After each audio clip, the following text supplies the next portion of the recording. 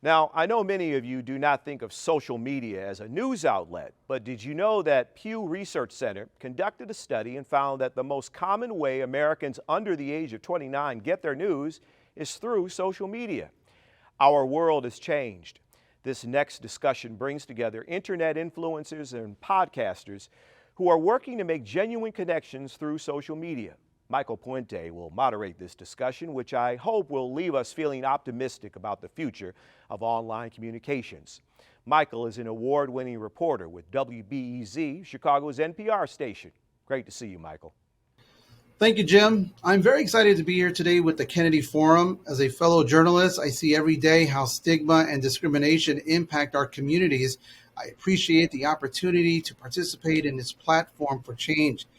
As Jim mentioned, I am here today with a panel of highly influencers who have unique social media presence. First is Aidan Kohn-Murphy. Aidan is the founder and executive director of Gen Z for Change, an organization of over 500 TikTokers fighting for social justice.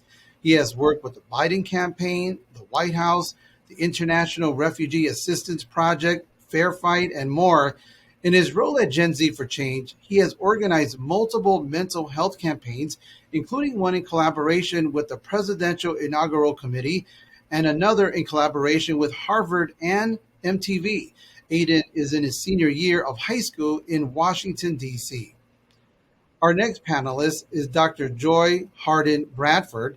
Dr. Joy is a licensed psychologist, speaker, and the host of the wildly popular mental health podcast, Therapy for Black Girls. Her work focuses on making mental health topics more relevant and accessible for Black women, and she specializes in creating spaces for Black women to have fuller and healthier relationships with themselves and others.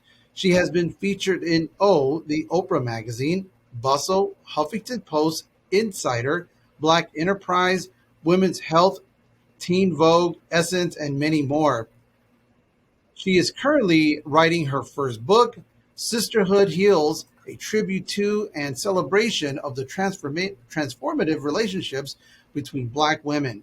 It is set to release in the summer of 2023. And our third panelist today is Jennifer Libby. Jennifer has been a psychotherapist for over 20 years, treating at-risk adolescents, and more recently, leading Promly, a responsible tech public benefit corporation and nonprofit trying to proactively be 10 steps ahead of teen suicide. Jennifer has been sounding the alarm for many years about the rapidly emerging youth mental health crisis exacerbated by less than responsible social media platforms. Jennifer founded Promly as a safer and healthier alternative to legacy social media. Promly unites the talents of a committed Gen Z advisory team, youth education and mental health specialists, and app developers to create a safer social networking app exclusively for high school students meant to establish more genuine connections between teens. So thank you for all of us for joining us here today and your amazing efforts. If your bios are anything like they sound, I think this panel is bringing a real change. So, Dr. Joy, I like to start our discussion with you. You often say that people can find you at the intersection of psychology and pop culture. Can you talk to us about what do you mean by that? Yeah, thank you so much, Michael. So I think, the things that people are watching and listening to and reading really have an impact on their mental health. And so in the work that I do with Therapy for Black Girls, I try to bring that into the conversations on the podcast. So some of our most popular episodes of the podcast are where we break down what would happen if some of your favorite fictional characters came to therapy. So if Olivia Pope went to therapy, what kinds of things would she be talking about? And I think that the use of pop culture in a space like therapy really has the potential to break down stigma and to make it more likely that people will reach out for help if they feel like they need it. Well, Jennifer, I know when I was looking at your podcast and I was going through earlier, that's one of the things that was striking to me is that you were touching on so many areas that didn't necessarily seem like traditional mental health. It was actually interesting. I was, popping through and I said, wait, astrology and, how that relates to Yeah. therapy? What's that about? And, I couldn't help but take a listen. And I have to say, I totally agree with you that, I hear that from so many of my clients that they want to be having these conversations. And I'm so glad you're really like bringing it together in such a, powerful and impactful way. Thank you, Jen. Yeah, and I think, for a long time, therapists have had this stereotype of being like these stuffy, always wearing a cardigan, like only in your office. And I think it's really important for people to recognize that therapists practice very differently. We have very different personalities, and the way that we do therapy looks very different from person to person. And so I think talking about those different kinds of topics, again, make it more likely for people to find the therapist who they feel like might be a good fit for them. Totally. I think that Yeah. these harmful stereotypes often contribute to the stigmatization of therapy, because I know a lot of friends that I have who are like very, very progressive and very social justice minded, and want to see change on mental health. They just, because these stereotypes and the stigma is so common and so prominent, is that people just say, oh, I don't need to go to therapy. I like therapies for people who have like serious problems, or therapy's not for me. I'll figure it out myself. And what's so harmful is that if people really knew the truth and they went to therapy, then they would understand how helpful it can really be, and how it's not something just for this imaginary person in their mind who really needs it. Yeah. Well, as we go a little further, Jennifer, why don't you talk to us a little bit about your vision for Promly and its impact on teen social media usage? Well, so I'll tell you this. Thanks so much, Michael. Just to give a little bit of background, because I think it's sometimes hard to understand exactly what is Promly, like what are we doing? As a therapist that has been working with teens for such a long time, I'll tell you, probably starting a few years ago, I just started hearing from clients again and again, saying something along the lines of, Jen, adults created social media. They know it's harming kids. They know it's even killing kids. Like, why aren't the adults stepping up? Like, why is nobody coming together to try to change this? Do they just not care what happens to our generation? Like, are we just the experiment generation? And it was hearing that again and again and again from various clients. And, I was like, yeah, Google's got to be like stepping up, Facebook, somebody's got to be like getting in on this, right? And then over time, once I started to see within a very short amount of time, the suicide rates in our area just went up by exponential numbers. To give you for instance, in 2020, we lost 15 kids in 1 year in the general geographic area where I treat kids, as compared to when I started in this area in 2003. In the 6-year period, there were only 3 teen suicides. So when we're looking at those, kind of crazy numbers, it became really intolerable to just sit back and, watch this happen, recognizing and hearing from Gen Z, hearing from my clients that were saying, there's something wrong. There's something wrong. We need somebody to step up and fix it. And honestly, we started Promly really just, I kind of said, great, like, let's get a Gen Z team together. These Gen Zers, they're so quick with technology and they have great ideas and they're great with social impact. How can we kind of energize and come together? And so that's really, where we started with Promly. Again, then we started to think about it and we said, well, we can do more. Maybe, kids don't necessarily use mental health apps in the same capacity that we would want them to. I'm always begging them to use them consistently. But we know that kids, use social media apps pretty much nonstop. So let's use that same, theory, start where your client's at, and let's try to build something that's really much more of a social media for kids, but also builds in mental health support.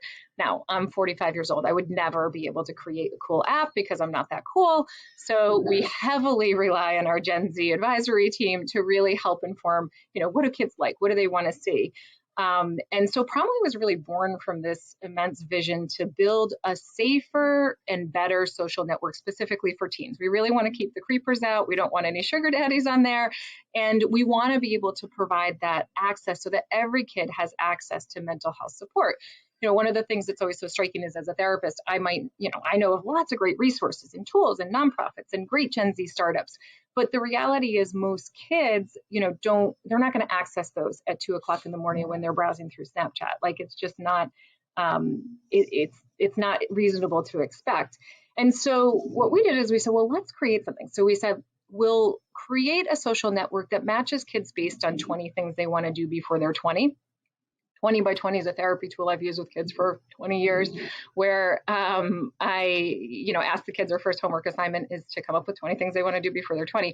And it's the quickest way for me as a therapist to really get them to think a little bit more about the future, also think about their goals. But the most important piece of it is, as a therapist, it helps me to connect with them at a deeper level, something that I just wouldn't know to ask. And so routinely kids have loved that exercise. And so we said, well, let's bring that into this. How do we, really empower kids through the 20 by 20 and ultimately empower kids, to be able to connect, but really go out and do those things. So, ironically, we're creating this social, networking ecosystem, but we're really trying to get kids actually off their phones in some capacity and out back into life, creating, shared experiences. One of the things that it allows us to do is then partner with, we create this ecosystem that actually partners with a lot of these Gen Z startups, different nonprofits that are helping kids. And so, for instance, we can teach kids through the 20 by 20. We have a cool 3D spinning disco ball. You guys can check out the website is www.promlyapp.com. You can certainly see how the app works a little bit on there. But we're able to teach things like financial literacy, writing a resume, college searching, travel, you name it. There's different Q&As. There's an entire section called We Got You, which is really where our mental health support comes in. And so we partner with a lot of different nonprofits as well as, different mental health organizations that are providing, support for teenagers. We also have our whole, Promly Zone support network as well as content in there. One of our Gen Z team members this summer actually said, Jen, it's like, we're not just creating an app, we're creating a lifestyle, which I appreciated. And interestingly enough, yes, that's true. Promly is not just creating an app. We actually have a publication and a podcast as well called The Promly Garden, where we really aim to amplify the Gen Z voice. We interview a lot of Gen Zers who are doing great things like Aidan over there. And then the other piece of the equation is that we're also now producing really great events. And so we have our first annual Promly Changemaker Festival coming up at the Prudential Center in Newark in spring 2022, where we're really bringing together, great headline musicians, Broadway actors, TikTok influencers, and some students from the Newark community doing hip hop performing, as well as street artists, and I'm sure I'm missing something in there, change makers. But we're really, bringing to stage a lot of people who are motivated to destigmatize mental health, really get ahead of teen suicide, but really amplify the reach as well of the partner nonprofits that we work with, as well as responsible tech and responsible corporations that actually care for kids. They care enough to step up. So certainly, if anybody wants to get involved in that, reach out to me at promly.org, because, we're looking to really be change makers in the space in a really positive way. So I hope that covers it. I want to get Aidan in the conversation a little bit because every day I actually am on TikTok, but I don't produce videos. I watch the videos. I laugh at the videos. I like seeing the latest dance moves and stuff like that. But how are you using it to create this change? So I think it goes along with what Jen was talking about, is that whether or not social media has had more positive or more negative impacts on Gen Z's life as a whole, it exists and it's not going away anytime soon. So kind of our goal is to harness social media, especially TikTok, to make social change. And we started as TikTok for Biden. We spent a month of our life I spent a month of my life organizing to elect Joe Biden and Kamala Harris. It was all 500 of us. We made hundreds of millions of impressions. And then after, we worked on the Georgia runoff elections. And then post-Georgia, post-elections, we pivoted to become Gen Z for Change. And we really expanded our mission to social progress in general. And that has involved having multiple community conversations with a lot of the creators in our network, as well as a lot of our followers, to come together and talk about how everyone's doing mentally and how our mental health has been impacted by COVID. And I think what's important to note about the desire to get kids off of social media is that social media definitely contributes a lot of bad things. It is also, for a lot of kids, a very safe space where they can exist more just very openly and very freely.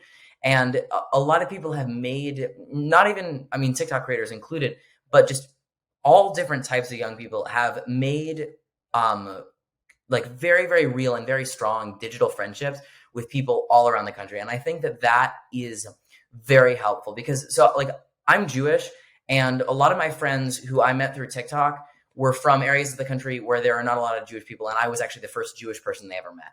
And I am from like a generally like well-off part of DC, and very, very liberal. And so through TikTok and through social media, I've been able to meet people from totally different backgrounds, whether it be from totally different political backgrounds that they grew up in, or different racial or socioeconomic backgrounds. And I think that learning from other people is so important. And social media, that's probably the best, if not one of the best parts of it. Well, Dr. Joy, let me bring you in the conversation. We know our communities of Black and Latino individuals have statistically been underserved when it comes to mental health and substance use services. What has been your experience with Gen Z? I mean, have you seen a sort of a openness in this younger generation of Black women to engage in mental health care? Absolutely. I mean, and I think that this kind of dovetails nicely with Aidan's comments, right? Like, I think the power that I've seen in terms of Black and Brown communities building community in places like TikTok and on Instagram has been incredible. And, some of the conversations I see them having are, really mind blowing. So young people are really at a very early age kind of having these conversations about mental health, and they are challenging some of the things that they are being taught by parents and adults in their lives, and thinking things don't have to be this way. And so I think that, the young people, especially the Gen Z, students that I've had an opportunity to interact with, I really feel like they get it. And I think that I view a lot of my work as being able to support them as they continue to develop their own ideas about mental health and how to take care of themselves and one another. Yeah, Dr. Joy, I so appreciate you saying that because it seems like, and I don't know, Aidan, if you feel like it's something that's happened, kind of in maybe with the pandemic, it seems like, kids that I would say, might say, oh, I would never download TikTok. I know it's just like a black hole. I feel like there's this push where people are saying, no, like, I know I can get a lot from that. Like, I know I can hear a lot from that that's going to be valuable. I was joking, one of my, neighbors who's, in her mid 30s, and she was joking about how, she's a principal at a school. So she's pretty, she's well educated. And she was saying, you were talking and she said, oh yeah, I read that in an article. And she said in air quotes, I mean, I watched it on TikTok.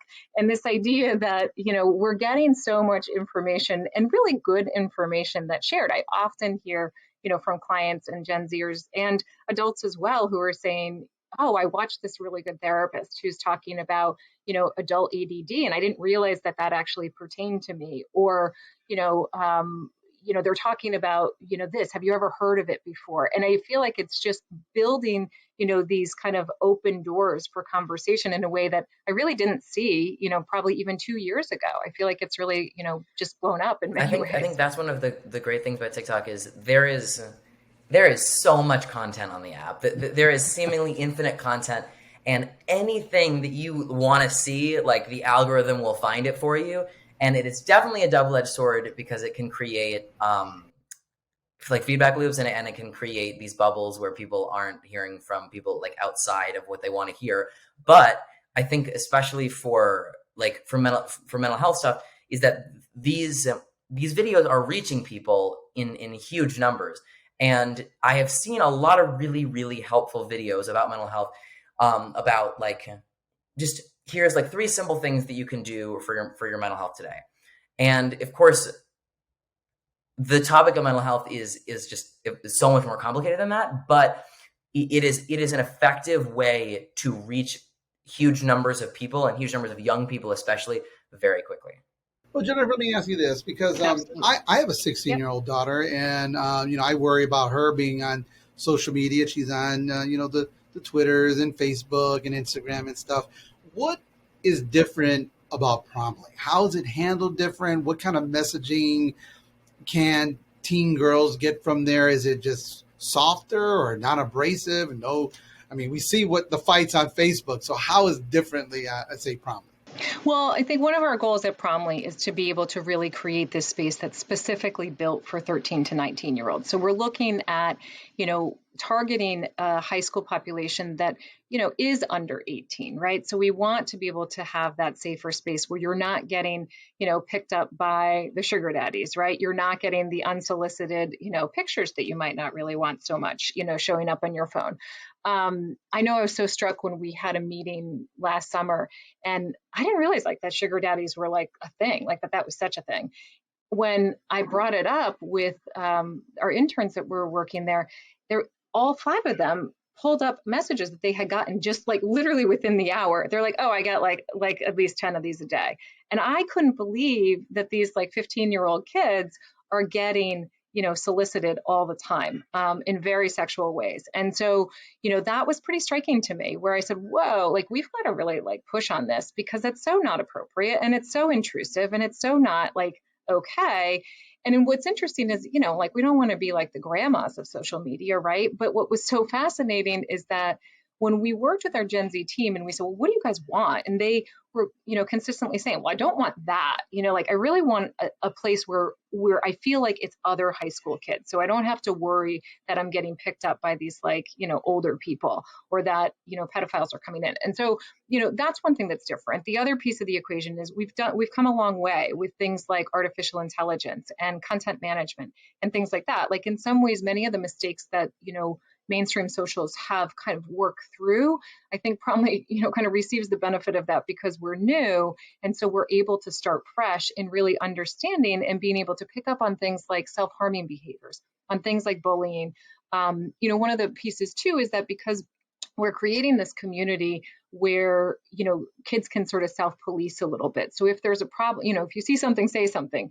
We're small enough, and let's be clear, we have not launched yet. So, our soft launch is in November, just locally with our group. We've done a few betas, but then the big launch will be in January. So it's something to keep your eyes out for. But the whole goal is to really create this much, more effective community of support where it's really just, teens, and that the mental health is just built in. It's just an automatic, everybody's got some level of mental health that they need to take care of. And so we build it in. Aidan, I appreciated when you were saying, there's these little, try this or try that. We have a section of Promly that's called One by Today. And it's just, one small bite-sized goal. You can either do it with somebody else or not. But the whole goal is to start to build in that mental wellness in a much more, kind of comprehensive but holistic way. And really bring it to kids rather than waiting for kids to kind of come out and try to find it on their own. So, Michael, I hope that answers your question. Did it answer your question? Dr. Joy, let me ask you this. We do know that African American young kids can be raised to be be a little bit tougher. They have to like grow up a little bit faster, and they have maybe a little bit thicker skin. But are they more inclined to seek assistance if they're being traumatized by something, or having some kind of mental health issue? It's tough for everybody, but is it more difficult, say, for younger, say, African American girls? Yeah, I definitely think so, Michael. So we know all of the information that exists just about stigma as it relates to mental health in the Black community. A lot of us have not grown up in homes with parents talking about therapy or going to talk with someone. And so I think it is a bit of a newer concept. And I also think, we know what the world is like for a young Black girl, well, at least I do. Just when we think about like all the racial unrest that we've seen in the past couple of years, we know that things are difficult. And so a lot of parents are, sharing messages with their kids with the hopes of keeping them alive, right? And so think about, there's a loss of innocence, I think, that happens there when you have to talk with your kids about like how to stay safe if the police pull you over or something, right? And so I think all of those things really shift young Black kids into survival mode as opposed to being able to really thrive and really be excited about like what you just should be excited about as a kid, as opposed to like, okay, how do I keep myself alive? And so I think we are seeing more conversations about like talking to one another about what that does to our mental health. And I think that's really the importance of community building, is that you can have a space that does feel safe for you to talk with other, Black kids about like what this has been like and what does this mean. as we continue to grow up in a country that isn't always so welcoming and affirming to us. Well, Aidan, I'm marveling at you too because you're surrounded by people on this platform that we're talking. You're a little bit older than you. You're a senior in high school, and it's just so amazing already some of the things you're doing right now. But what do adults get wrong in trying to address this issue of we all have teens ourselves. I have a teenage daughter, and I get worried as about some of the pressures she's seeing out there, or maybe she's facing. What do adults get wrong about how we need to deal with the issue of harassment, but also teen suicides? What are the answers? What are some of the answers you can give us? I'll do my best to answer that question. I think it's definitely a hard answer. I think what adults often get wrong is they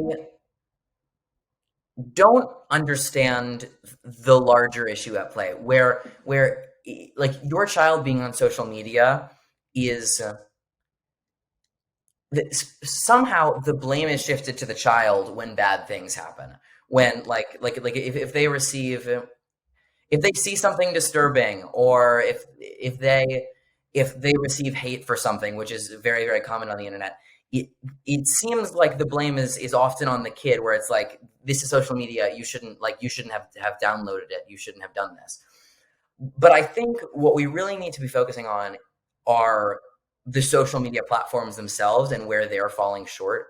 And I know that Jennifer talked a lot about this, but the content moderation system on social media, especially on TikTok, I think is absolutely terrible. I have received a lot of hate from like neo-Nazis on the internet who like put my address online and told me that they were coming to kill me, and sent me a bunch of very like disturbing homophobic and anti-Semitic messages. And I like reported these messages on social media, and I had a lot of people report them, and most of the time they weren't taken down. Is that these social media platforms decided that messages like these did not violate their community service guidelines. I'm sorry, not community service, their community guidelines. And this story is very, very common among young people, where social media is censoring them just speaking their mind, but is not censoring the active hate that they are receiving. And I think that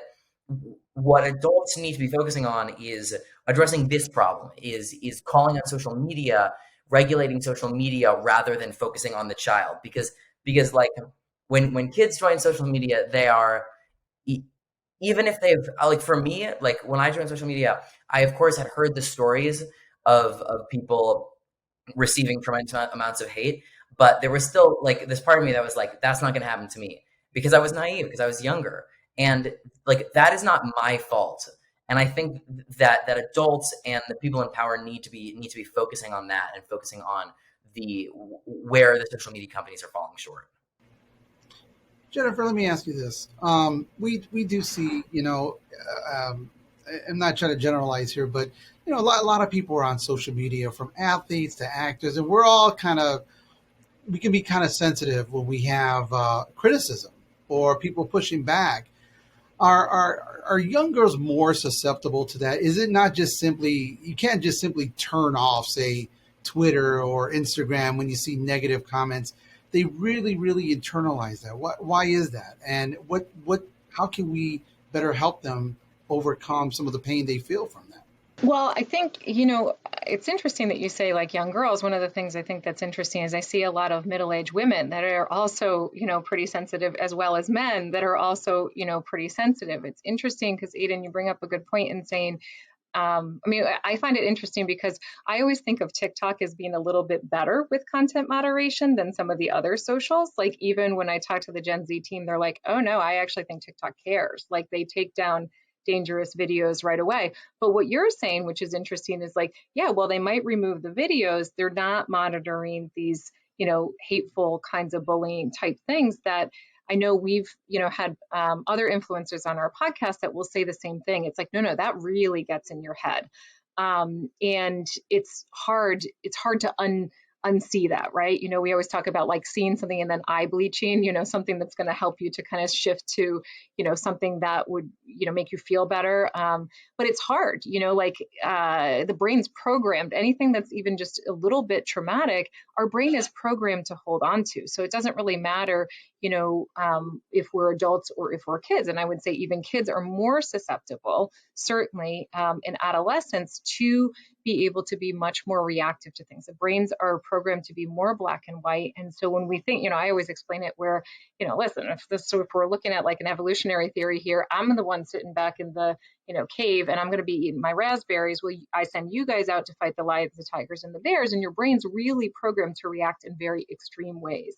You're much more programmed to be impulsive. And in fact, that's by design, right? I need you to be like on your game so that you can fight the lions, the tigers, and the bears. Well, we don't have the lions, the tigers, and the bears so much anymore, but we do have, bullies, and we have gossip, and we have, SATs, and we have, all these different stressors that are really, having a tremendous impact on the level of kids' anxiety, the level of them feeling more paranoid, the level of feeling like everybody's up against them. So, it's a little bit, there's a lot of different things I think at play. And social media, I think we need this awareness to understand what kids are actually going through so that we can, like Aidan said, really hold, social media leaders, accountable and say, guys, just do better. Like we know how to do better. Let's just like rise to the occasion and actually do it.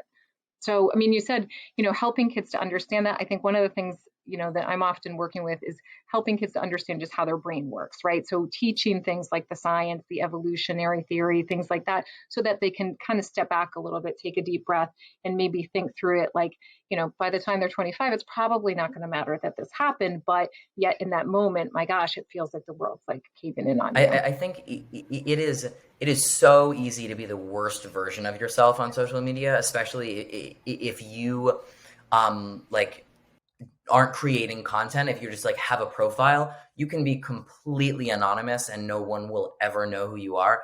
So like there are people who just go on who I'm sure like in their normal everyday lives like are generally nice to people, but they can get on social media and there are usually no negative impacts of sending people hate or harassing people.